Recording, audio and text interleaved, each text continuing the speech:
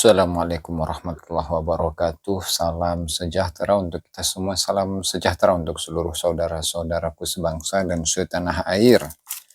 Dimanapun Anda berada, para pemirsa, para hadirin yang dimuliakan Allah Subhanahu wa Ta'ala.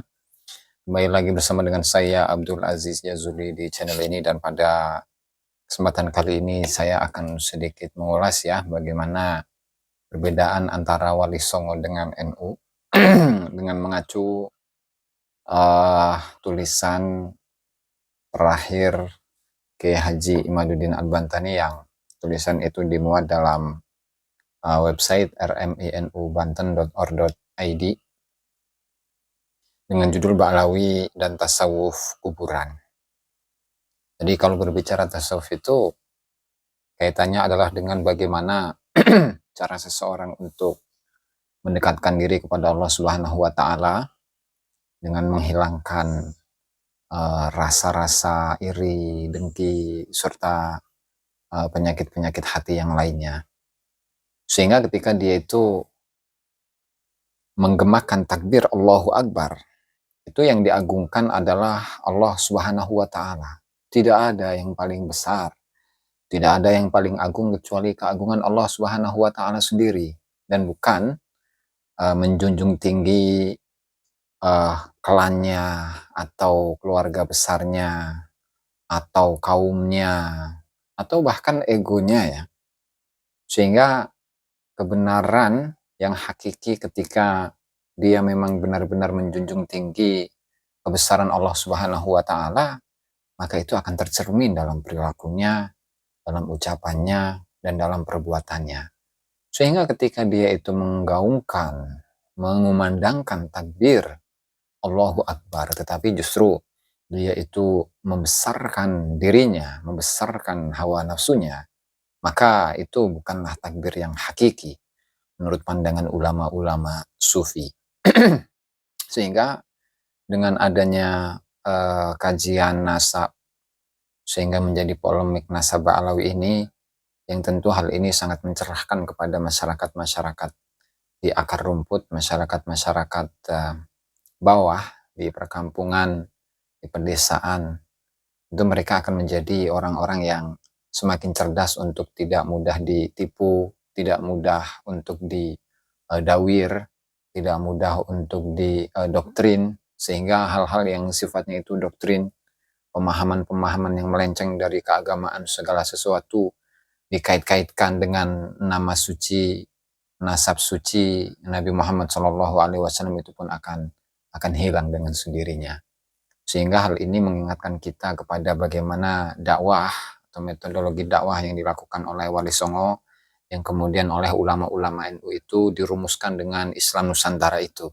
Nah, itulah sedikit dari gambaran bagaimana para Wali Songo di zaman dulu, mereka itu menyebarkan, mendakwahkan agama Islam kepada masyarakat Nusantara, sehingga dalam waktu yang sangat singkat, kurang lebih 40-50 tahun, maka mayoritas bangsa Nusantara ini itu mau untuk menerima ajaran Islam itu sendiri, yang pada awalnya mereka itu tidak mengenal apa itu Islam dan lain sebagainya. Lalu kemudian Wali Songo itu disebut asal muasal mereka itu adalah dari Yaman dan dari klan Ba'lawi. Tentu hal ini tidak sesuai dengan tradisi, tidak sesuai dengan amaliyah yang biasa dilakukan atau diturunkan oleh Wali Songo kepada umat Islam di Nusantara. Karena dari sisi tradisi, kemudian dari sisi amaliyah, dari sisi tarekat, itu sangat berbeda dengan kebiasaan yang biasa dilakukan oleh para habaib atau klan Ba'lawi dalam aktivitas kesehariannya atau dalam amal ibadahnya, serta tradisi-tradisi yang dikembangkan di kalangan mereka itu sendiri. Sehingga salah satu sampel yang disampaikan oleh Kiai Haji Imaduddin itu adalah mengenai ketasawufan, di mana tasawuf itu oleh Ba'lawi itu dikaitkan dengan kuburan.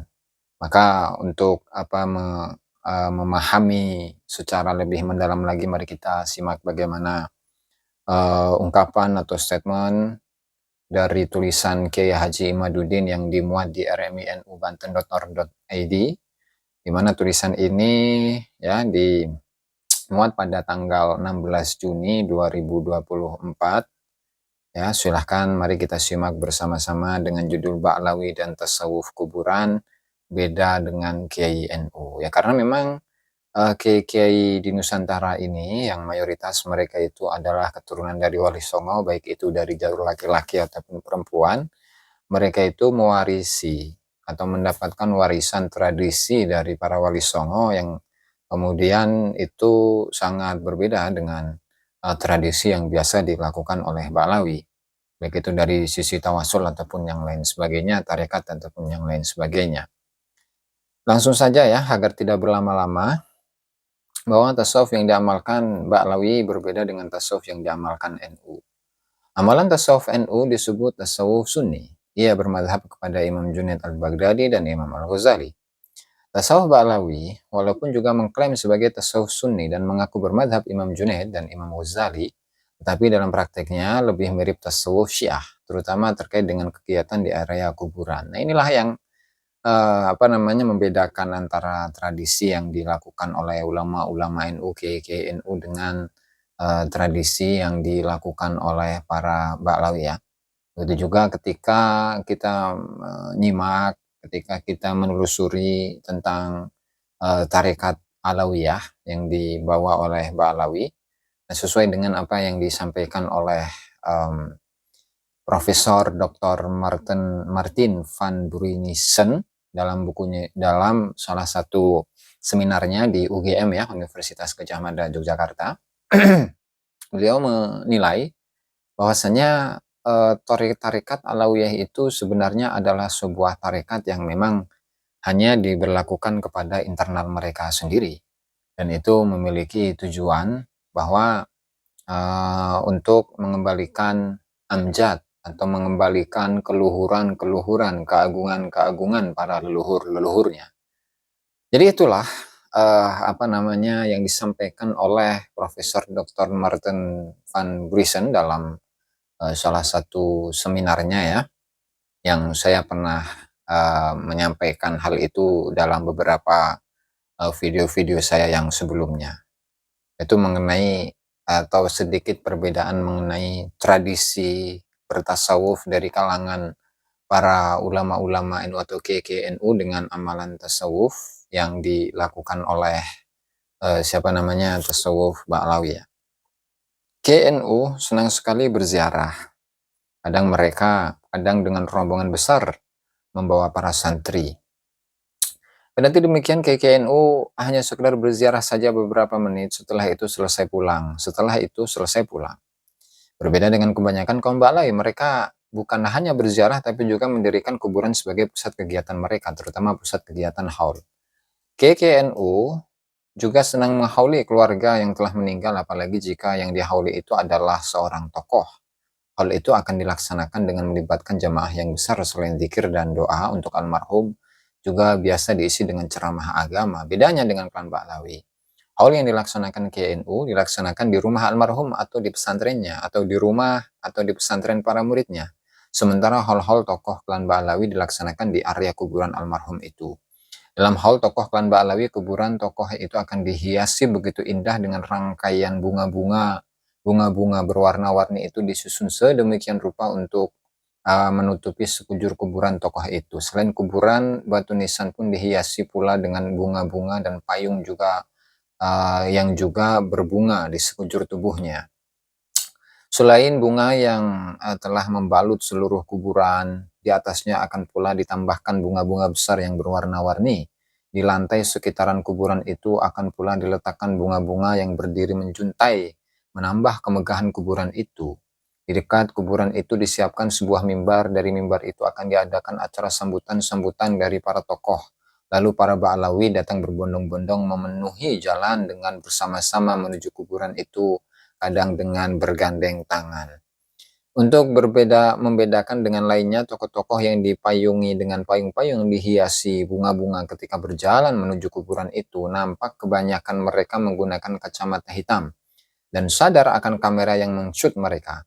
Dalam pawai menuju kuburan itu, tokoh-tokoh Ba'lawi itu akan tampak seperti raja besar dalam sehari dengan para rakyat yang mengikutinya di belakang. Kemudian mereka akan duduk mengitari kuburan yang berhias indah itu. Tentu tradisi itu bukan tradisi tasawuf Kiai Nahdlatul Ulama yang kita kenal. Tradisi itu lebih mirip tradisi kaum Syiah ketika merayakan hari Asyura Karbala, Irak. Mereka berkumpul di jalan kemudian pawai menuju makam Sayyidina Husain. Ya, seperti apa yang disampaikan oleh Kiai Haji Ubaidillah Tamamunji, di mana beliau itu seringkali berinteraksi dan menerima tamu dari kalangan para habaib, kalangan Ba'lawi ya. Sampai-sampai Kiai Ubaidillah itu menyimpulkan sebenarnya bahwa para habaib itu berapa mayoritas lah ya, 80% barangkali. Kata beliau ini, bahwa 80% itu adalah dari kalangan Syiah, sehingga ketika berinteraksi dengan yang lainnya itu apa semacam mereka itu ya seringkali berpura-pura yang seolah-olah ketika di depan para kiai-kiai seolah-olah mereka itu memposisikan diri sebagai apa namanya, Ahlus Sunnah, tetapi kalau di belakang itu yang memposisikan diri mereka sebagai orang Syiah. Itu yang disampaikan oleh siapa, Kiai Haji Ubaidillah Tamamunji. Dalam beberapa kesempatan beliau menyampaikan akan hal itu. Sehingga ini adalah satu indikator barangkali bahwa tradisi yang biasa dilakukan oleh kalangan Ba'lawi itu adalah tradisi Syiah yang diantaranya itu menghiasi kuburan ya. Kemudian setelah itu terkadang selain baca doa-doa ketika datang ke kuburan, para Ba'lawi juga bernyanyi puji-pujian dengan menggunakan alat tabuh-tabuhan. Alat tabuh-tabuhan itu dipukul dalam keadaan mereka duduk menghadap kuburan, kadang pula sambil berdiri. Setelah itu mereka akan mengusap menciumi nisan kuburan itu. Hal yang semacam itu tidak dilakukan oleh tokoh-tokoh KNU tentu ya. Karena memang secara mayoritas itu apa namanya, Kiai NU dalam apa merawat barangkali kuburan dari para sesepuh-sesepuhnya atau orang tuanya itu ya biasa saja dengan apa kuburan yang sederhana. Sekiranya di situ ada tanda bahwa ini adalah kuburannya ayahnya misalkan atau kakeknya atau leluhurnya gitu misalkan, tanpa ada untuk upaya untuk apa namanya menghiasi dengan semegah mungkin atau semewah mungkin ya. Ya, dari situ kita memahami bahwa tasawuf KKNU itu berbeda dengan tasawuf klan Ba'lawi. KKNU walau sering berziarah ke makam wali, tetapi tidak mengagungkan kuburan-kuburan sebagaimana Ba'lawi mengagungkannya. Beberapa makam wali songo yang sekarang dilaksanakan hal di area makam itu tidak dipanitia oleh KKNU. Walaupun ada, pasti dipengaruhi oleh Ba'lawi. Contohnya hal Sunan Ampel yang beberapa kali hal dilaksanakan di area makam itu dipengaruhi oleh Lutfi bin Yahya ya, tanpa menyebutkan gelar Habibnya itu, yang merupakan salah satu keluarga klan Ba'lawi yang menjadi penceramahnya. Kemudian tradisi-tradisi pengagungan kuburan dengan ziarah laksana pawai itu murni dibawa dari Hadramut. Seperti tradisi ziarah akbar Nabi Hud yang dilaksanakan setiap 10 Syaban di makam yang dipercaya oleh mereka sebagai makam Nabi Hud. Tartib ziarah dimulai dengan membersihkan diri atau berwudu di sungai yang dekat dengan Syi'ib Hud. Lalu dengan berbaris memenuhi jalan, mereka berupaya menuju ke Hasoh, Hasoh ya, batu Syekh Umar Al-Muhdar sebagaimana atau dalam kurung ini, sebuah bangunan yang telah diwakafkan menjadi masjid, tutup kurung, untuk mengumandangkan zikir bersama. Sebelum mereka menuju ke makam Nabi Hud, mereka berhenti sejenak di Bir Taslim, di tengah-tengah itu, sebuah nama sumur untuk mengucapkan salam kepada malaikat dan arwah para nabi. Setelah itu mereka menuju ke makam Nabiullah Hud dan dipimpin oleh munsib masing-masing kabilah. Ya, saya memang pernah apa namanya, dan setiap tahun itu ke sana ketika saya berkuliah, ketika saya kuliah di Hadramut ya. Oke, lanjut. Tradisi semacam itu tidak dikenal di Nusantara sejak Islam masuk ke Nusantara. Dapat dibuktikan dengan tradisi KKNU yang tidak melaksanakan ziarah akbar dengan memusatkan sebuah acara haul di sebuah kuburan. Haul tokoh-tokoh KKNU berpusat di rumah atau pesantren. Tentu hal yang demikian ini merupakan tradisi turun-menurun dari Wali Songo. Hal demikian membuktikan bahwa masuknya Islam di Nusantara sama sekali tidak ada hubungan dengan klan Ba'lawi. Dilihat dari perbedaan cara haul dan pengagungan klan Ba'lawi yang berlebihan terhadap kuburan. Nah, sehingga wajar kenapa ada kuburan-kuburan palsu. Sampai-sampai kuburan kucing itu menjadi sebuah kuburan wali. Kemudian juga di beberapa daerah-daerah yang awalnya itu bukan makam dari atau kuburan dari Habib, lalu dirubahlah menjadi kuburan Habib dan lain sebagainya. Karena memang kuburan itu adalah bisa dikatakan satu alat ya, satu alat untuk menunjukkan bagaimana status atau bagaimana kesejarahan di masa lalu, bahwa ketika kuburan itu tertulis dengan angka tahun yang lama, maka bisa diklaim bahwa leluhur mereka itu sudah datang ke Nusantara ini semenjak ratusan tahun yang lalu. Sehingga ya kita harus hati-hati dengan adanya kuburan-kuburan yang palsu itu, ya harus waspada, karena itu adalah bagian dari sejarah bangsa Indonesia. Dan ketika sejarah bangsa Indonesia itu sudah dihancurkan, ya, maka identitas dari bangsa Indonesia atau Nusantara ini itu pun akan hilang, akan lenyap. Sehingga jati diri dari bangsa Indonesia itu pun akan ikut lenyap juga ya. Makanya hati-hati, jangan sampai kuburan-kuburan para leluhur-leluhur bangsa Indonesia ini kemudian dibalawikan atau dihabibkan ya. Selanjutnya hal lain, perbedaan tasawuf KKNU yang Sunni dengan tasawuf Klan Ba'alawi adalah tradisi berjoget. Dalam acara tasawuf Sunni, para KKNU berjoget adalah sesuatu yang memalukan. Walaupun tidak sampai dihukumi haram, berjoget bagi KKNU adalah menurunkan kehormatan dan muruah. Bahkan telah diatur dalam hukum fikih Islam, orang yang suka berjoget tidak sah menjadi saksi nikah. Dalam sebuah tulisan berjudul "Mengapa Para Habib Tidak Sah Menjadi Saksi Nikah?", penulis telah jelaskan bahwa para ulama dari klan Ba'alawi tidak sah untuk menjadi saksi nikah karena kebanyakan mereka suka berjoget. Kitab Fathul Mu'in memberikan beberapa contoh orang-orang yang tidak diterima kesaksiannya karena tidak mempunyai muruah. Fayusqituha al-aklu awisyurbu fis-suq wal masyu fihi kashifan ra'sahu aw badanahu li ghairi suqin. Kemudian wa qublatul hilya bi hadratin nas. Kemudian wa iksaru ma yudahiku bainahum. Kemudian aula bi syatranj aw raqs. Maka runtuhlah muruah itu oleh makan dan minum di pasar, berjalan di pasar tanpa menutup kepala dan badan. Hukum ini untuk selain orang yang bekerja di pasar dan mencium istri di depan orang, memperbanyak kata yang membuat orang tertawa, sering main catur dan berjoget. Fathul Mu'in dalam I'anat Talibin jilid 4 319. Imam Ghazali juga dalam kitab Ihya Ulumuddin berkata, wahwa makruhun lidzawil manasib li'annahu la yaliqu bihim wa makuriha likaunihi ghairu laikin bimansabi dzil mansab fala yajuzu an yusafa bitahrim. Dan berjoget itu makruh bagi orang yang mempunyai kedudukan karena joget itu tidak layak bagi mereka. Dan sesuatu yang dimakruhkan karena ia tidak layak dilakukan oleh orang yang punya kedudukan, maka tidak boleh dihukumi haram. Ihya jilid 2 halaman 305.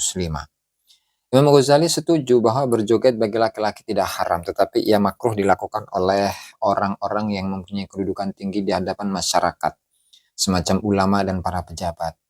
Jika para habaib itu beralasan bahwa berjoget itu adalah bagian dari budaya mereka, jadi ikut berjoget bersama itu bagian dari menjaga budaya mereka. Tentu menjaga budaya itu adalah suatu hal, dan hilangnya muruah itu adalah hal lain. Masyarakat Indonesia juga memiliki tari-tarian sebagai bentuk prasasti, perjalanan peradaban, dan heritage budaya mereka. Tetapi bukan berarti kesenian dan tarian itu dilakukan secara langsung oleh para ulamanya. Standar dan nilai suatu muruah sebenarnya adalah pilihan-pilihan individu untuk menilainya sendiri. Walaupun KKNU tidak mengharamkan orang menari marawis contohnya, atau yang biasa diistilahkan dengan tari zafin itu ya. Walaupun KKNU tidak mengharamkan orang yang menari marawis contohnya, tetapi kita saksikan KK Muktabar di NU tidak ada yang melantai, ikut menari bersama yang lainnya. Penulis Kiai Haji Madudin Usman Al-Bantani. Itulah sahabat-sahabat ya, dari apa yang ditulis oleh Kiai Haji Madudin dalam tulisannya yang terbaru, yang bisa Anda buka sendiri di RMI NU Banten ya.